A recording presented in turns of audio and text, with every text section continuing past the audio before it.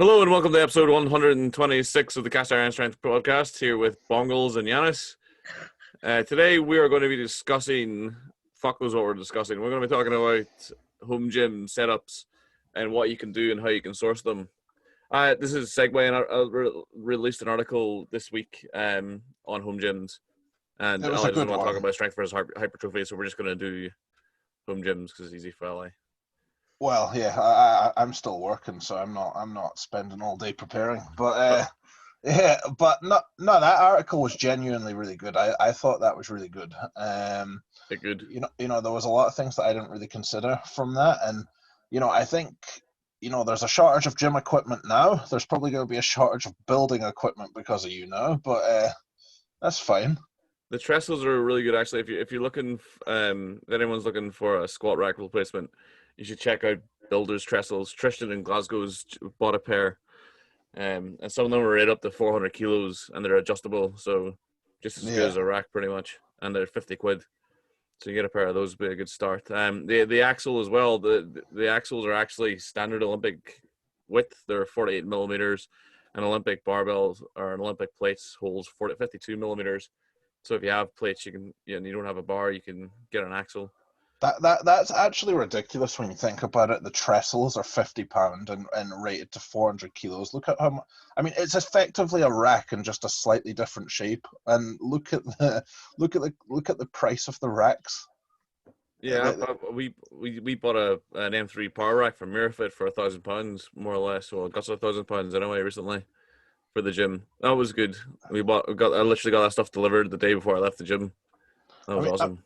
I mean, home gym wise, I mean, like obviously this probably isn't the going to be the main thing for everyone, but it has to be said you can still buy high end if you want it. Maybe not.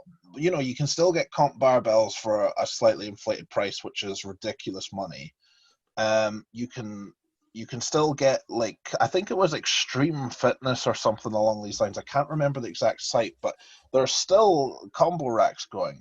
Extreme Fitness are completely sold out. Don't think they have any combo racks left.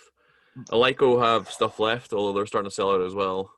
I think they literally opened their web store for this, so you can actually go onto Yeah. Alico and buy stuff off Alico for the first time ever. So there are like high end manufacturers still getting stuff in and getting stuff out, but I think plates is a problem. Even like the high end plates are a bit of a problem. And there's some interesting companies popped up. So I was talking to someone the other day about this, and have you heard of this Mace Muscles company? Yeah. So Mace Muscles, they were actually quite reasonable when they started. They were charging, I think they were charging just over £2 a kilo. So Yeah. a 20 kilo plate was somewhere between like 40 quid or 45 quid. They've pumped that up to 70 quid now. So they're literally the same price as like a competition plate from like Rogue. Okay, I didn't realize that. I mean, it's an interesting story though. Like, they were making conveyor belts, and they've just somehow changed instantly to plates. It's pretty cool, but yeah, that's quite a price increase. Yeah, like the place looks so weird. Like, as you know, like they look like fake or something, or look like. Yeah, no, they're not the best kind of looking plates in the world. They do I the think, job though. yeah, I think for the price they started out at, they were quite good, but the £140 for 20 kilos is literally, you can buy a Lyco competition place for the same price. But So are Alico inflating their prices on the good stuff though?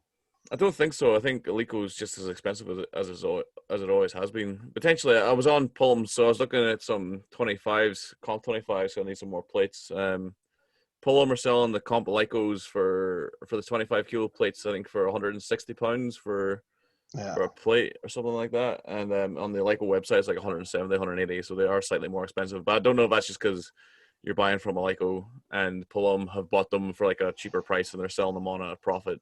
Yeah. From that, or how that's working. Do you think, like, for the average gym goer, like, beginner, intermediate status, how much like money do you think she should spend on like getting gym equipment? I think part of this question depends on how long we're going to be in lockdown, and unfortunately, no one can properly answer that. So, from some of the stuff that I'm hearing with Boris's speech and things like that, I'm making the assumption based on some things that he's saying that it's going to be towards the tail end of the year before gyms open. His 5-stage plan that he was on about. So, what further down the line, I think he was talking the end of July. He said very specifically in a speech, by the end of July, some kind of social things will open. So I think it almost sounded like he was talking about restaurants and stuff with social distancing still happening. Yeah, I mean, it doesn't seem that like though Scotland is a bit different though. Like you have 140 cases daily, so yeah. It doesn't seem to follow the same trend, and they seem to go. Even the leaders seem to go different directions. Like Nicolas said, "Okay, we're staying in now." Yeah, but we're currently stricter than England. Yeah, we're currently stricter, so we can be much better in like 3 weeks or 4 or 5 weeks. Potentially, but I think everyone's being cautious on the opening up. But I am making assumptions based on the things that he was talking about. But by the sounds of things, he was saying, some leisure facilities and restaurants and things will start opening from July, and that's if everything goes well. Yeah. And he did say some. So it's already been said that gyms are one of the worst places, but I think there is and whether this goes up to government level, there's probably a distinction between big chain gyms that just ram a lot of people in and kind of boutique gyms, kind of like most of the powerlifting gyms. Well, Boris doesn't even live though, so. Well, no, so they're not going to know this. So So it really depends because based on what he said some stuff and things like that. So. I genuinely think it might be September before gyms open. I think a pretty safe bet July is going to be the earliest anyone's going to be seeing the inside of a gym. Yeah. Regardless of how it goes. So, like, I think also depends on what you're training for. Like, if you're training for strength, if you're a powerlifter, and even worse, a strongman, you'll have to spend some money on, like, either you make peace with the fact that I'm not training for strength in the short term, or you have to put your money in your pocket and like buy a barbell, buy plates. So we're actually seeing some practical examples of people who have like managed to get hold of a kit and have started training again recently. So Caius, one of the guys, the kind of younger guys would train, he basically had nothing for the first kind of 3 or 4 weeks. Then he managed to get his hands on a barbell and 30 kilos. So he's been doing some weightlifting with like 40 kilos, like hang snatches, cleans and stuff like that. Yeah. And he literally just got a rack on Monday, and he pulled deadlift 177.5 kilos, which is like 2.5 kilos away from his PB, and he squatted 170, and it looked pretty good. And that was, I think it's maybe, I think he squatted 200. I can't remember exactly. He's definitely squatted 180 at least. So he's certainly within 20 or 30 kilos of his 1RM, and he did a single at 7, and he's within 20 or 30 kilos within his 1RM, and it looks good. So it's not to say that I think people might be worrying a bit too much about how much strength they might lose in the lockdown. There's some actual practical examples of people who have come back to training. Tristan recently bought those trestles. He's been able to squat and bench and floor press and stuff. He was like knocking out sets at 150 fairly comfortably on the squat, which is reasonably heavy for him. So he's not that far off his lifts if he had like if he's squatting fully. Get it back for sure, yeah. Like I think this is something that I've just noticed in rehab and lifting. Reversibility going back. What I've kind of noticed, and I've not read about this. This is just something that I've casually noticed. This is just bongle science. Yeah, this is bongle science. But something that I've noticed is reversibility. When you go back to what you were before, it seems to be if you're in one state for a long time, that reversibility is really slow. For example, you see obese people as an example. They lose a lot of weight, and there's a tendency to gain the weight back. Likewise, you see pro athletes. Like I suppose the biggest one right at the minute is Mike Tyson. He's not trained for years, and then he does a bit of training again. But he trained for a long time, obviously initially, boxer all his life, and then he stopped training for a good while, and then he started again. You see how much power he's putting out. And there's the same with Ed Cohn. He came back squatting in his mid-50s or something and squatted 300 kilos very quickly. So something that I notice is if you're in one particular state for a long time and then you decondition a bit, you go back to that very quickly when you start again, and that's got both positives and negatives, I suppose, because you see people who lose a lot of weight and then gain it back very easily and quickly. But likewise, you see pro athletes who decondition because they stop their sport and then they go back to it and they go back to a really far level. So I guess I've kind of noticed a little bit that there's a tendency to go back to where you were. So I suppose in a way, from that, the people who are probably going to be most affected are the ones that just started training, whereas the ones that have been training for a long time are probably going to get back in the swing real easy.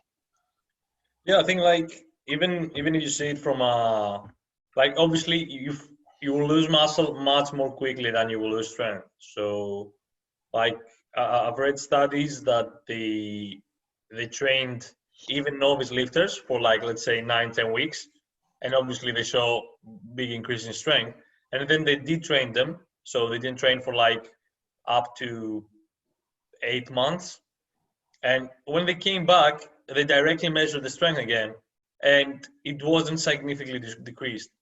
I think strength's one of the slower. I mean, you obviously lose quite a bit initially if Yeah, you you'll start lose, training, but especially the more advanced you are.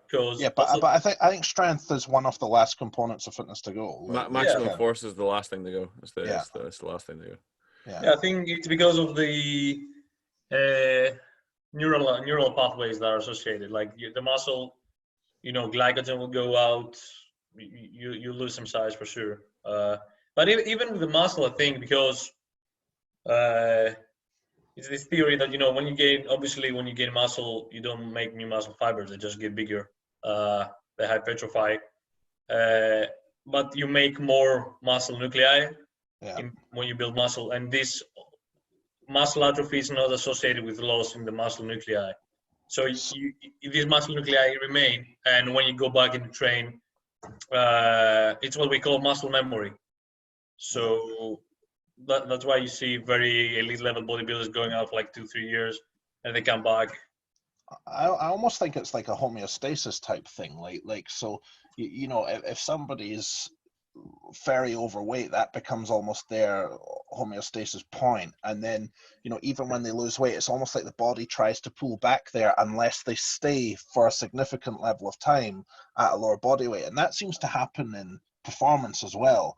You see beginners start training and then they stop and they lose absolutely everything, whereas you see professionals who've been doing their sport and they're really powerful really fast for years and then they stop and they don't go back to normal. They keep a real good degree.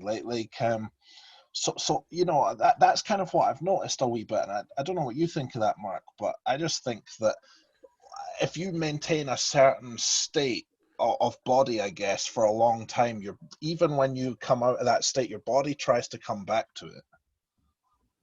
Yeah, well, I think that's a hell of a complex thing to be kind of distilling down like that.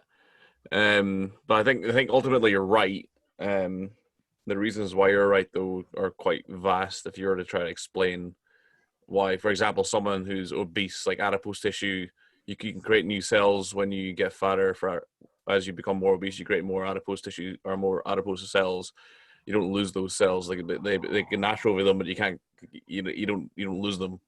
So someone who's been obese is just from that one factor alone is more prone to becoming more obese because they have more adipose tissue cells that can take on lipids and can store fat. So that's kind of one of the reasons why people who lose weight find it easier to regain the weight. And there's a lot of psychological factors, blah blah blah. Yeah. But without getting dragged into the minutia, I think you're right. As a long term, it was kind of a good thing to see. Caius was fairly new. He's been training for he's going to be a good lifter one day. He's 12 years old, not quite, but the guy's not been training. He's trained himself for 4 or 5 months. He's been training us for about 4 or 5 months. What was his first total? Oh shit, man! He's going to murder me. I can't remember. 180. I think his first 180. total was Yeah. something 260. He told me like 265. Nah, it was more than that. I don't know. His first competitive total or his first. He totaled like 400 something, I think. Yeah, yeah. I Low think four or something like yeah, pretty good. He's very young, very young. that. But it was more just the fact that the way he was. So he literally did his squats today. His deadlift form actually looked better than the last time I seen it, and he was like within 2.5 kilos of his PB. His squat form was a bit rough, but it looked pretty good, and he was moving heavy weights fairly well. So I think a lot of the stuff is just keeping in touch with the skill. I think one of the fastest thing you'll lose will be just the skill, the regularity of training, showing up to training, going through the motions. So I think, like honestly, there's huge value in doing something in this period. Like, even if it's just even if you can only do body weight, like doing a broom, like what kind of one thing we said last one, just doing like a broomstick and going through the motions with it for a tempo. That is actually a worth, even if it's 2 or 3 times a week, because you're staying in touch with the skill. So when you come back from a period of detraining, the reasons you feel out of sort, the reasons you feel weak, aren't necessarily the strength. It's going to be your specific conditioning. So you're going to lose anaerobic conditioning pretty quickly. So you're going to feel like wiped after 2 or 3 reps with a weight Yeah, that normally you'd be warming up you with. deplete glycogen stores like very quickly. So You'll lose your coordination. You're going to feel like completely out of whack. Like a lot of the factors that are going to make you feel weak per se when you come back to training aren't actually strength. It's factors that you can actually train at the minute. So when you come back to be able to lift heavy, you can actually begin meaningful training pretty much from the get. I think just a lot of like some guys that are trained and don't have any access to equipment, they find it very. It's the psychological part as well, because especially if you've been training from some time and you've seen these gains and you used to, even if you train for size and you bench like 1.5 times body weight, or you do your machines in the gym and stuff, and then you have to train home with no equipment, no nothing. You just feel kind of okay. I'll put in the effort, but I don't get the results I want. So many of them feel demotivated, and I'm just trying to convince them, that like there is ways, especially in the short term, to even gain some muscle doing all the techniques that we talked in the previous podcast. Like doing something is better than nothing. Definitely for me. Oh, I for think. sure. And I went 2 weeks 2 or 3 weeks without equipment at the start of this lockdown, and it's fucking shit. I mean, it's just shit.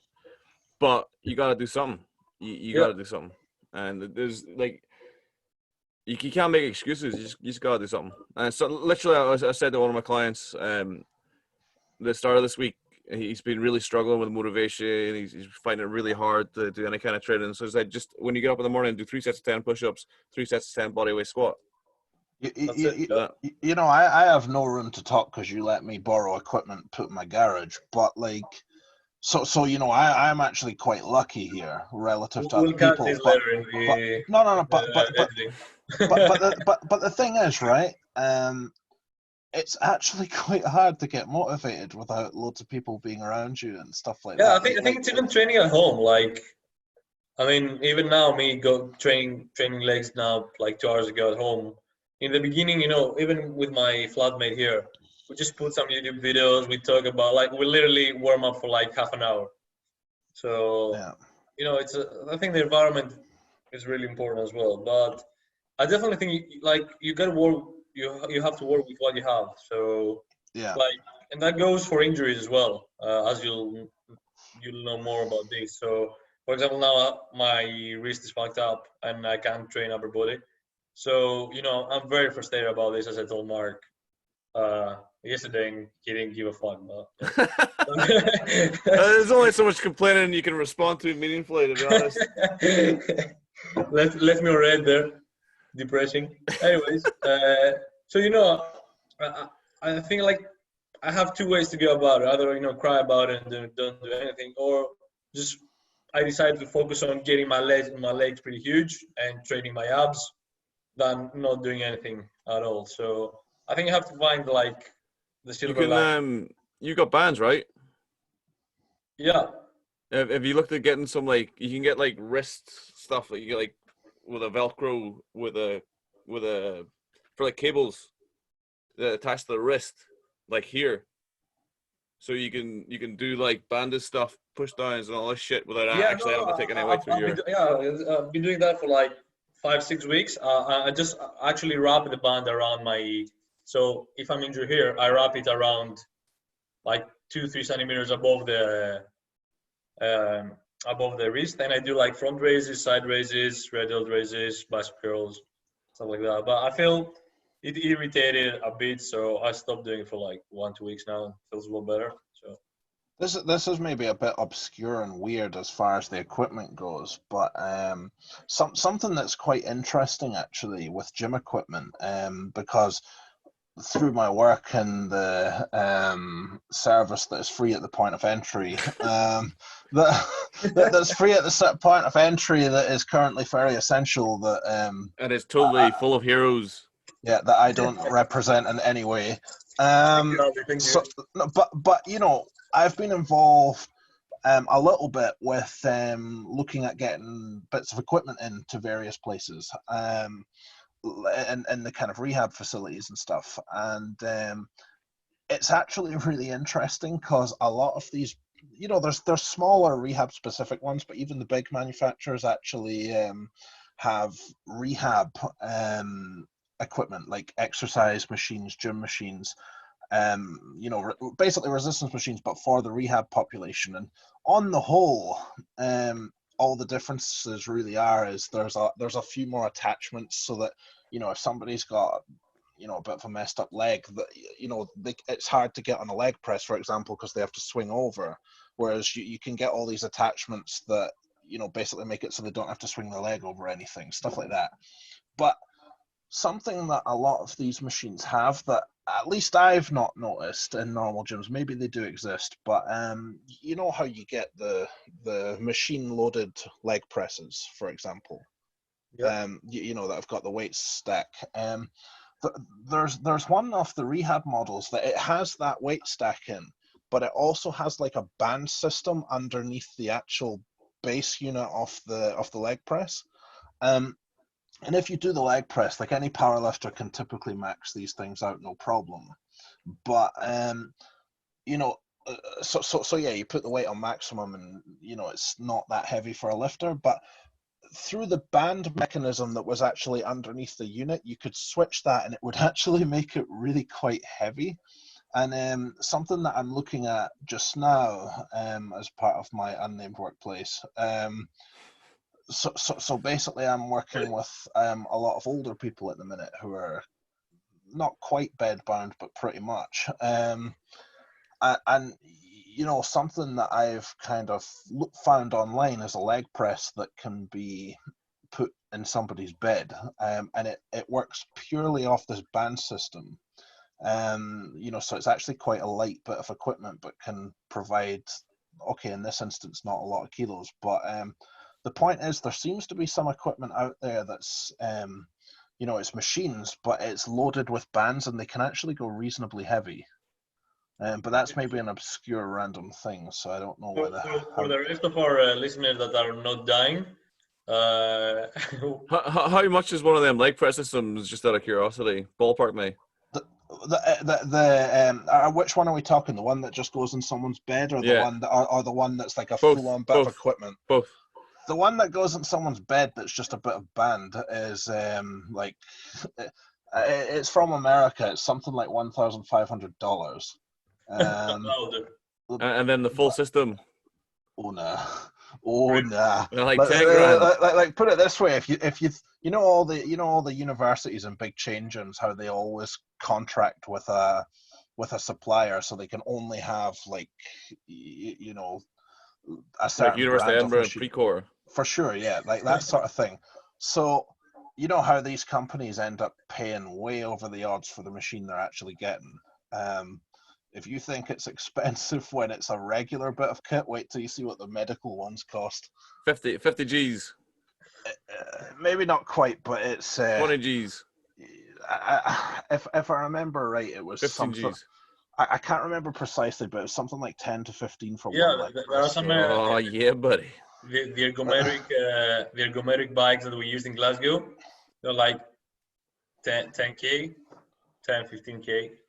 But so you know, like genuinely as part of the machines, like even though this was a medical range leg press, it was actually way better than most of the gym leg presses, the plate loaded ones. It was You like fucking way hope so if better. you're paying 10 to 15 grand for it. Yeah, Yeah, but that makes like sense. it's a medical one, and it literally goes heavier, and all the attachments make it way better to use. It's quite funny. So for like, so what would be the first like, let's put the word necessary pieces of kit that you would encourage somebody to buy for home use? So I mean, either sorry. Well, I guess what I'd say for that, I mean, fundamentally, if you're a lifter, you're really wanting to do the big three, like really. So I guess a barbell in the first instance, then the weight trussles or a squat rack, and then you're pretty much good. Like something that I saw recently actually, which was quite interesting. It was from Nick actually, because he's trying to get some Oh bits of yeah, I've equipment seen just that. now. Yeah, I've seen that. That's pretty cool. So what he did was he's got access to squat stands, but he doesn't have access to a weight bench yet. So you know he does a lot of incline press. But he has a tire. So he's got the big tire, and he's just got a sheet of metal that goes on the tire, so he can still lay back at the right angle and do press. So that's quite cool. That's pretty cool. Yeah, I've seen that. So, but like, what about the other ones that like let's say that they're not a power lifter, they're just trained to look good, get big, or stuff like that. I mean, you won't wait, so either like a kettle. Like, I think you got to make a decision what you want. Either you want kettlebells or dumbbells, or you want a barbell and some kind of rack. Like you got to make a decision on what you want. I think you can get much more like in this setting. You can get bigger just by dumbbells than a barbell. Well, it depends what you want to do. I don't want dumbbells. I want a fucking barbell. Fuck that. I want No, yeah, dumbbells. yeah. But mean, you don't want to get much bigger. You're gonna get strong as fuck. So. I mean, based on what you said, you just want to train, you know, get, you know, look good, that sort of thing. I mean, literally for that, you could get into like calisthenics, body weight type stuff, and you know, and running. But you know, it depends on who you're talking to, because I'm not doing that. You know, a lot of lifters aren't doing that. But you know, if that was purely your goal, it's probably not a bad option, really, if you're not that serious about lifting. But you know, if you're serious about lifting, you do need weight. Be very, very limited compared to dumbbells and all the stuff. Like, first of all, well, yeah, but if you weigh, you know, if you have nothing, if you weigh anything more than 70 kg, rip. Like, well, yeah. I'm not. Me and Mark can't start calisthenics, but and you cannot even. Very hard to scale it. Very hard to release failure. Very hard to do high reps. Like. Yeah, but it's still better than nothing if you've got nothing. And you know, if we're moving past that. We're putting our hands in our pocket and we're buying some fucking equipment. Yeah, let's say 50, 100 quid. So it depends on how much money you got and what you're gonna buy. I think, like, if you give me 60 quid, I can get you a barbell and squat rack. I mean, trestles and axle, or not axle and a scaffold pull. Like, last thing on the high end, then. I mean, realistically, if you're a serious lifter with how long lockdown's going to go on for, and you absolutely can't train or make it, or you don't want to compromise on the equipment, realistically, you're probably going to need about £3,000 to £4,000 to buy some. No. You don't think? No chance. I got myself for £1,200, all brand new. When? Well, March. What was that? The start of lockdown? In March, in Glasgow. In March. I think it's a bit harder now than the start of lockdown, but maybe I'm wrong. I could do it right now for the same price. You give me £1,200, I'll get you set up. Check eBay right now. It's absolutely get off eBay. Get off eBay. Check it though. Like those Mirrorfit racks you got, 270 new. They're going for 450 on eBay. I got 250. I ain't getting 270. I got 250. Well, if you're gonna be a long-term lifter and like you're pretty good and you're doing this long-term, do you think it might be worth focusing on, you know, getting bigger for the next months? Like fit this into your longer training plan of Yeah, getting for sure. That's stronger? because your training outcomes have to be skill retention, and also hypertrophy is probably the only real trainable quality you got right now. So yeah, you should be focusing on that. Cool. Especially if you don't have a rack of weights, so you got to be concentrating on that. And like some form of skill retention. Like, literally, a scaffolding pole is 10 fucking quid. You tell me you can't get 10 quid to buy a scaffolding pole, so you can do like some fucking squats and deadlifts and shit. That's what you do. Yeah, I think like that's very.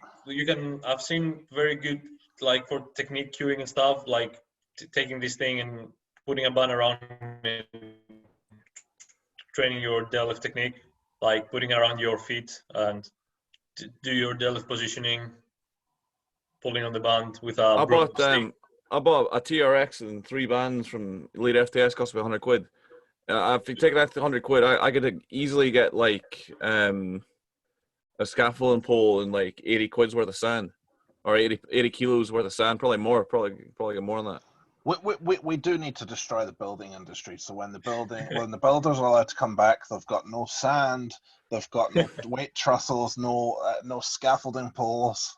I think it's also like now that you talk about no weights, I think it's great for the like guys or girls trying to get into weightlifting.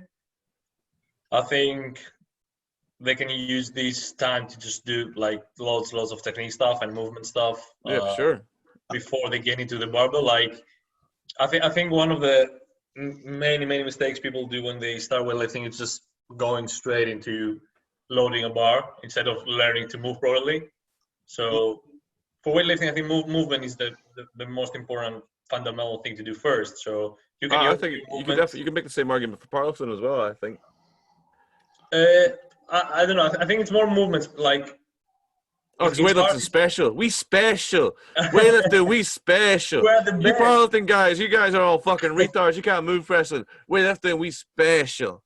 Well, I mean, we special. You see 85 kg weightlifters like 100 max high bar after grab squats and like low bar guys in the weightlifting. I have no idea. No one cares. No one cares. Come to ITF meet.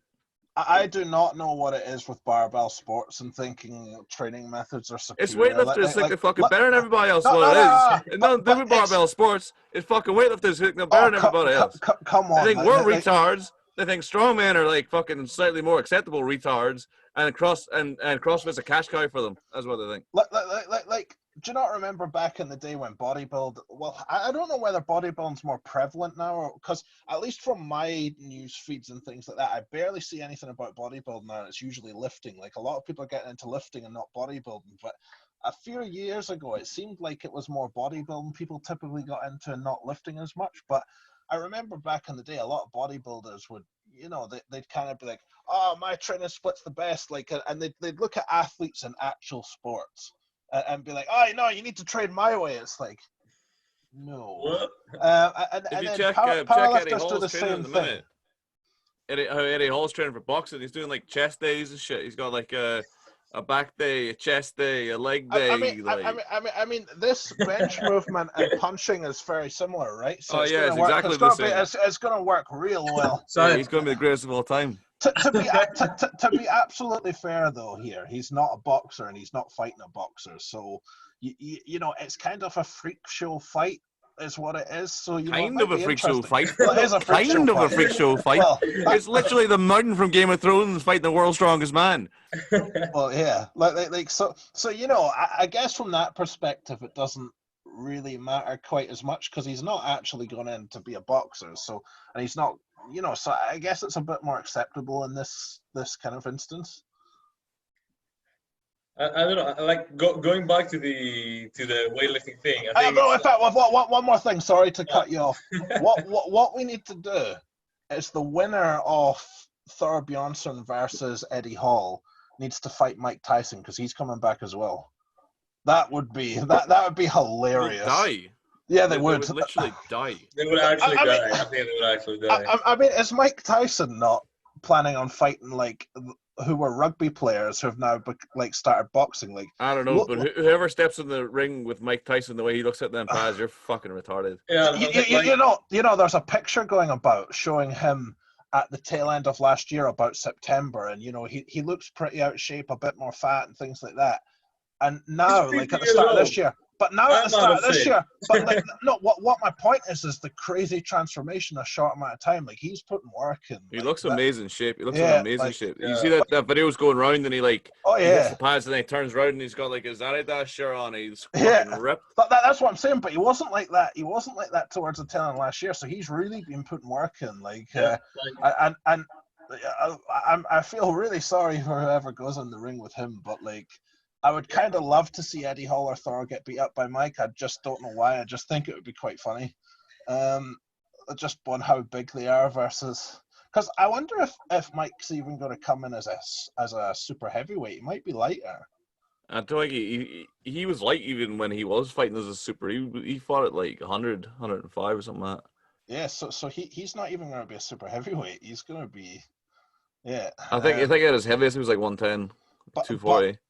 In all seriousness, looking at him right now, I mean, I'm probably not the biggest expert in these things, but it kind of looks like he should be fighting low-level to mid-level pro boxers, like rather than, guys who've transitioned from other sports. Like it almost looks like he could, still fight in the pro division. Maybe Probably he could probably go up to a fairly decent level. Probably. Yeah, I don't think I don't think he would, win against the elite guys. And I don't know, man. I don't know. Like the guys, they're not that like Tyson Fury and that. They're not that good.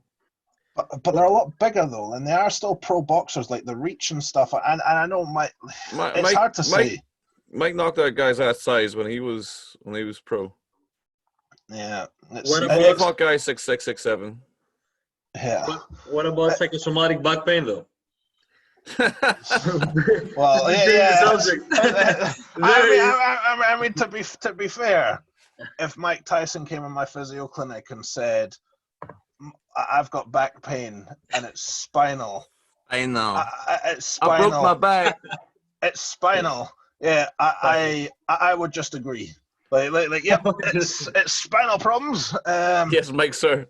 How would you like me to proceed with this? Yes, Daddy. Yeah. Yes, Daddy.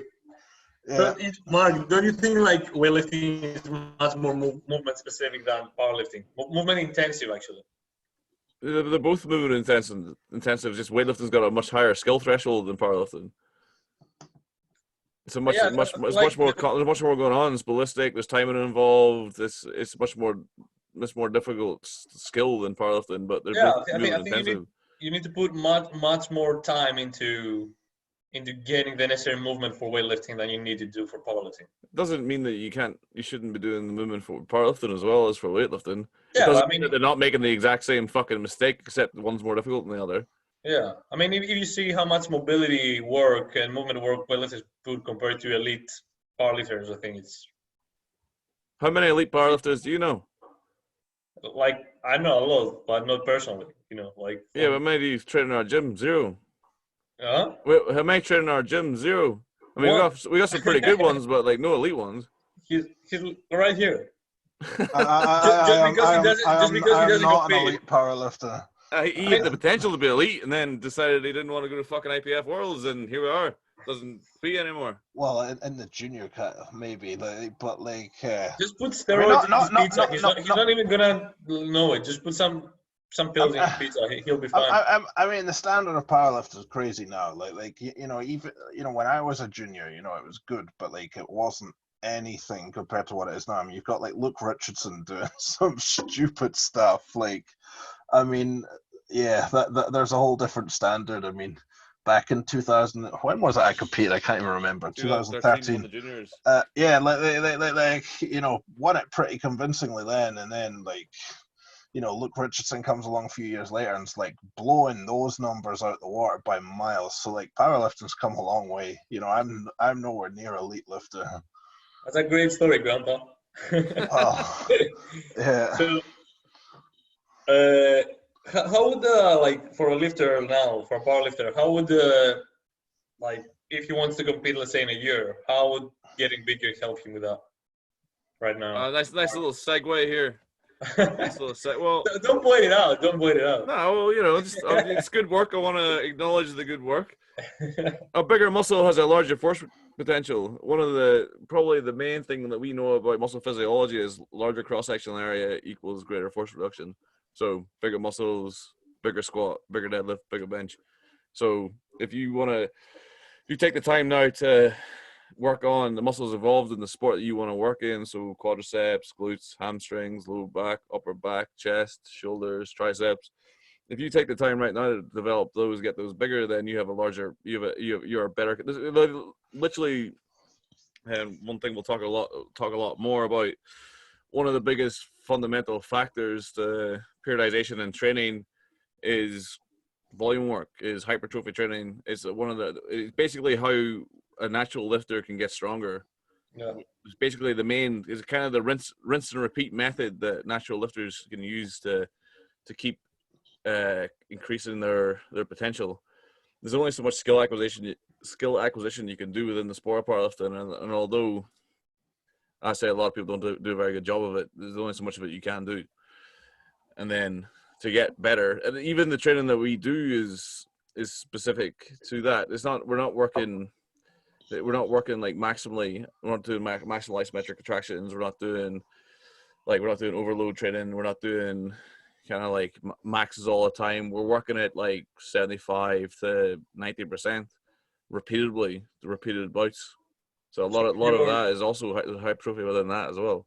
With your clients, what usually, like, what form of periodization do you use? Do you split in blocks? Do you do volume for hypertrophy first, then higher? Yeah, we do like it's blocks, but it's like the length of the blocks kind of dependent on the person, but it's block training pretty much.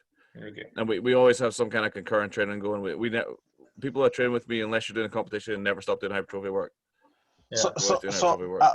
Like my mind works in weird ways. So for some reason, my brain's making this connection to want to ask you a question. So we were talking about like importance of training and whether you can stick, whether you could just calm down, train for a while, or whether it's really important to get a rack and blah blah blah. Do you think age comes into it a bit more? Like it might be more important to continue training if you're younger, as an example. So, like for example, Caius, who's like 8 years old, he's going to get younger every time I quote his age. Because something that you mentioned earlier, so you know how you mentioned that that fat cells, for example, they multiply, get so big, then another one comes, and so on. So basically, hyperplasia of fat cells, essentially.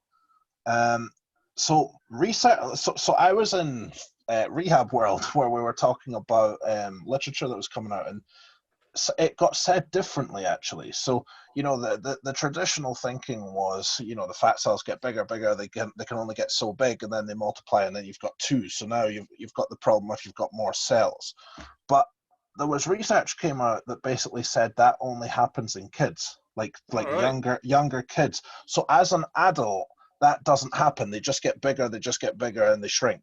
But it's when it's kids that it goes bigger and then it splits off into two. Right. So basically, what that particular research was saying was, childhood obesity is really bad for you, and that can kind of mess you up for life to a degree. But I guess, is there any training similarities to that sort of thing? Like would training in your teenage years for strength, for example, be a more important time to really get down and stick at it?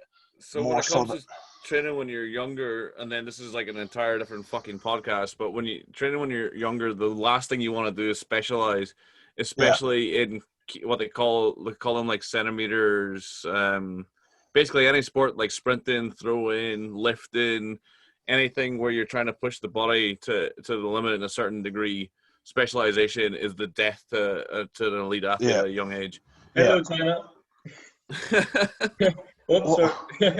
I think their state-sponsored doping program might be a bigger factor to their success at weightlifting than anything else they're doing. I think they are tested, so I think it should be fine. Weightlifting's tested, of course. It's in the next Olympics, right? Yeah. No, but they're in the next Olympics, China. They haven't been banned. Bush hasn't been banned.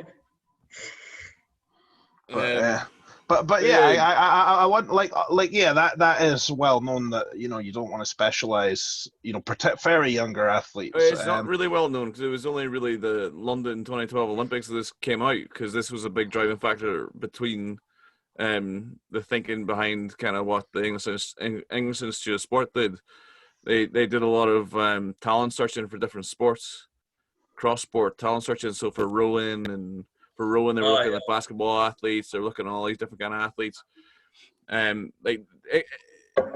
didn't all of a sudden become a sporting powerhouse. Like we didn't improve our infrastructure for the games. We kind of like thought outside the box and did it a different way. Yeah. So that's where a lot of this kind of research, this kind of thought process comes from, especially in like higher, faster sports. I mean, I definitely agree. Like, you don't want to specialize too young, but I just wonder whether there's similar kind of effects. So there is some. So Avery Feigenbaum's the guy you want to check out on this stuff for strength and conditioning. He's got some stuff that suggests that if you start doing strength training around, there's a certain point pre-pubescent, but if you start doing weights pre-pubescent and keep doing it during your what the fuck is it even called? The pubics? Was it? I can't even remember what change of life for a kid. The fuck's it called? Puberty. When you go through puberty, I don't even know. That thing. Yeah. When you go through puberty, if you're lifting weights, there's something happens where your strength potential is massively increased. Yeah. The weights during your Sure. and it's during certain ages for guys it's like 14 to 16, and girls it's like 12 to 13 or something like that. Well, for some reason in a lot of lifting sports, people seem to go through a second one when they're between 20 and 30 for some random reason, and the same thing happens. Yeah, it's called drugs. It's called bumping into your mate who sells test sauce. Yeah. Mother Russia. Yeah. Not Mother Russia. Mother Eats London. Mother is London. Yeah, but I think the difference with Russia is that they don't even know the names of the drugs yet. They first take them and then they name them, depending on how they work. They name them after the first guy that died using them. Yeah. But so going back to importance of training, I mean, I guess for the vast majority, it's not really going to harm them in the end. Well, I think I said this like on Instagram last week. Like on the long term, if you think about it, even if it goes for 6 months, 6 months if you're going to be training for the next 20 years is not, it's not that long really. Yeah. So, I mean, yeah. The thing is, and as a personal trainer, people want like new results quickly. Just like, I want this summer board. I want this quick fix that you talk about. So, many people won't have this mentality of, what will happen in 20 years. Like, what will happen even in 1-2 years. So. Well, generally speaking, I mean, it might be affecting lifting, but from an exercise point of view and a society point of view, lockdown might have some benefits, because there's 100% people who haven't traditionally gone for walks, they've not traditionally cycled, and now they're starting to do it. So yeah, definitely. Like literally, even my mom called me and said, "Oh, can you make me a program?" I'm like, "Yeah, it'll be 60 quid." But that's cheap for your mom. I've been saying this the whole time because while lockdown happened at work. So literally what happens is people get told stay at home. And then the first thing they do is, well, I'm going to take up exercise now, the thing that I never wanted to do before. Like I'm not allowed to do it now, so I'm going to do it now. So literally what healthcare professionals should be doing is telling people they're not allowed to exercise. And then the first thing people are going to do is actually going to do it. But, it does seem to be a benefit that people are getting into exercise generally. So hopefully... hopefully for the 3 gyms that are left open in Edinburgh, whenever lockdown opens, the business will be good. I mean, you're going to be one of the 3, right? Yeah, no, for sure. We're ready. Well, I'm ready to buy up all this cheap shit that people are buying as well. Hasn't cleaned the gym in like 1 year. We're ready. Hygiene is fine. Seriously, see if you're wanting a home gym, but it's not really urgent. Just wait until the price crashes. It's good. it's gonna be like 20 pence a kilo. What do you think For about plate. Mark? What do you think about like, for example, trainers that have their normal client base, like you, for example? Uh, what do you think the role of the trainer will be now in the home session? Because I'm guessing many will be, well, like I'm at home, I can do my push-ups, I can do my abs and my squats. Do I really need a trainer? Do I really need a program for that? How much do you think a trainer can help in this period of training at home? Massively. I think the kind of the reason people hire trainers. So like someone like me is a bit different because people actually come looking for like powerlifting coaches or weightlifting coaches or whatever. So I actually fulfill a role that people actually come looking for. But if you're looking for the general person who wants a trainer, like they're looking for accountability, they're looking for guidance, they're looking for help. Like for the average Joe, they don't give a fuck if they're doing push-ups, they don't give a fuck if they're doing bands, they don't give a fuck if they're in pure gym, they don't give a fuck if they're in nut field. They want to like lose fat, they want to like gain muscle, they want to look different, they want to feel a bit better, they want to feel a bit better about themselves. So for them, and then they get obsessed with the numbers, and then it goes down the road of. but then the problems are still the same. So like the role of the trainer is still as relevant, if not more relevant, because there's like you can't. Most people are kind of complete. Like lifters are fucking lost. People that like people. There's a few people that like train on the reg right now who aren't training because they just can't be fucked because I haven't got a barbell, I haven't got a weight, so I'm not training. Yeah, Fuck this. yeah, okay. And if they're lost, then your average Joe's fucked.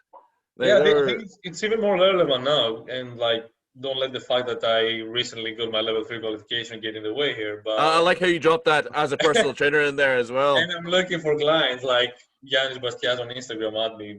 Yeah, but so I think like, especially like for the average Joe, very like they'll go to the gym, they'll see the videos on YouTube, and they'll just go to the leg press, they go to the chest press, and they're fine. Like they can train a bit, and they'll see some new gains in the first month. But especially now, like they're like, okay, what do I do? Do I do push-ups? Do I do squat?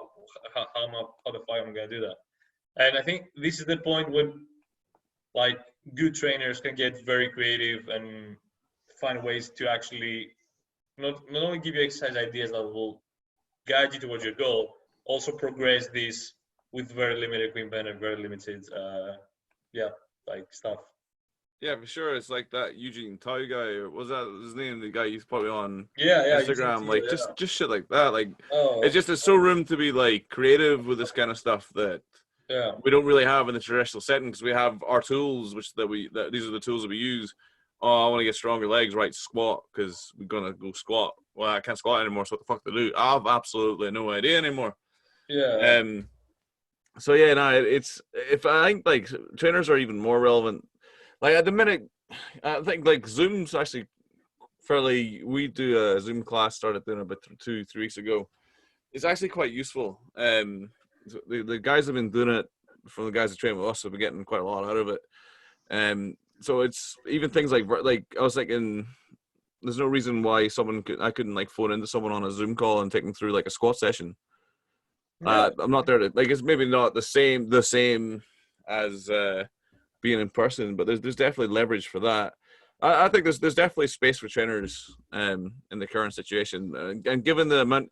So basically, the whole point people be coming to you is they have constraints, and they want something to help. So they have their time's constrained, so they can't go and do the YouTube thing. They haven't got time to read. They haven't got time to do this. They haven't got time to do that. They've got 3 hours a week that they have to train, and they want to see results. That's why they're going to come to someone because they have constraints. There's even more constraints now. There's people who maybe were quite happy in the routine. They like did squat, bench, or they did leg press or whatever. They had the routine, they had their gym, and that's been taken away. And now they're at a loss. Like, what the fuck am I meant to do? How can I train? I still want to train. So there's constraints put on them. So there's definitely room for trainers and people to help solve people's problems. What I'm quite interested in, something that I thought about with lockdown is a lot of people who traditionally took the gym very seriously, go to the gym, powerlift, whatever, they're buying equipment, like combo racks, putting it in their garage and stuff.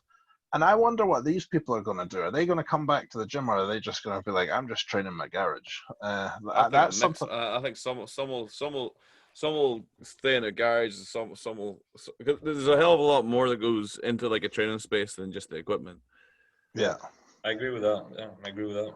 So I think what you'll find is quite a lot of people maybe just train in their home gym, maybe like a couple of times a week, and maybe they'll just train in a powerlifting gym. I think I'm kind of hoping this is the death knell for Pure Gym. That's kind of what I'm hoping. A moment of silence.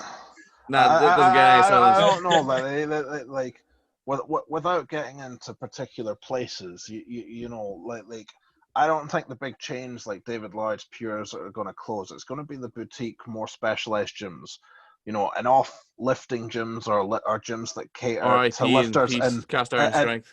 In Edinburgh, right? You know, there's several, and we're not going to name them, but there's several in Edinburgh. It'll be these types of gyms that don't survive, you know, across the UK. It will be these kind of more specialized ones that aren't chains. They're owned by, you know, small people. It's the businesses with high leverage, so high amounts of debt, cash flow problems, and no cash reserves. Those are the businesses that are going to go under, which we are not one of them. But equally, you know, it is an opportunity as well for some people. Like I mean, if a lot of gyms shut and yours stays open, you know, you're probably going to get boost. Hopefully. Yeah. Are you hiring? No, never hiring. Oh, shit. Especially not you. I'll send you a CV. I mean, just hire him and then put him on a furlough contract and get the government to pay. You're hired. That's it. You got the job. That seems to be the way that people are misusing it. Let me go. You're on a furlough contract. You're not getting all your money, so we'll just give you what the government will give you, and we'll give you nothing. And then when it goes down to 60% soon, it's like, you're on furlough contract number 2, guys. Where do I sign?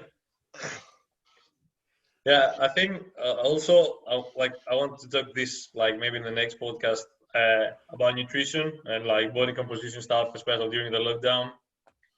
We'll get someone on for that. Maybe get like a nutrition. Why don't we put it to the 3 viewers that actually look at this, and on Mark's Instagram, just you put out one of these things. What should we talk about? And then people will come up with some sensible suggestions, and then Stu will come up with a really stupid suggestion that'll be quite funny though. We can definitely do that. I think I'd like to get a guest on soon as well, so maybe chat to the guest that I would like on is this sports kind of psychology guy. I think that would be cool. John, because that's not something that's commonly talked about. You know, I mean, the first one we went into I'm not even wanting to say it because you're just waiting for me to say it, but the psychosocial kind of stuff. Hey! It would be. It would be psychosocial pain. The real pain is listening to you talk about it for 3 hours. I've only mentioned it once, and this is only going to be the only time. But psychosocial model. See you later. But genuinely, it would be quite interesting to hear how, you know, some of this, at least for me, how some of the stuff I deal with in rehab and how it's different for him at a sports level or something. So I think he'd be quite an interesting guy because, you know, a lot of these podcasts that talk with people, I mean, essentially they're the same person. You know, they're talking about the same things and, you know, just be a bit different. Hear some unique things that are relevant. Well, yeah, I'm in for that. Sounds good. Right, I think that's going to conclude the podcast, gentlemen. Thank you very much. Thank you for your time. Catch you in the next one. Should we wrap it up? Yeah, we're wrapped up. Yeah, I was going to, summary. I was going to wrap up what we talked about. No? Oh, you want to summarize? Yeah, on you go. We're still recording. Okay, yeah, we're on. Okay. So, yeah, I think the take-home message for this one is, like, do what you can instead of don't do nothing. Focus on for strength, I think, like, focus on the movement, buy what you can, and even for strength or just the average Joe, just, like, focus on hypertrophy at this point in time. And for me, will be see in the following weeks where the gyms are going, what the government tells us. But I think it's better to focus on something than, like, give up and say, yeah, like, oh, I'm in lockdown, I'm just going to do my push-ups and stuff. So, and yeah, I think definitely, like, having a coach right now should pay off. So hit me up. Hire Giannis, because I'm full. That's it. Now you can wrap it up. Okay. Thanks, boss. See you See ya. later, guys. There, guys.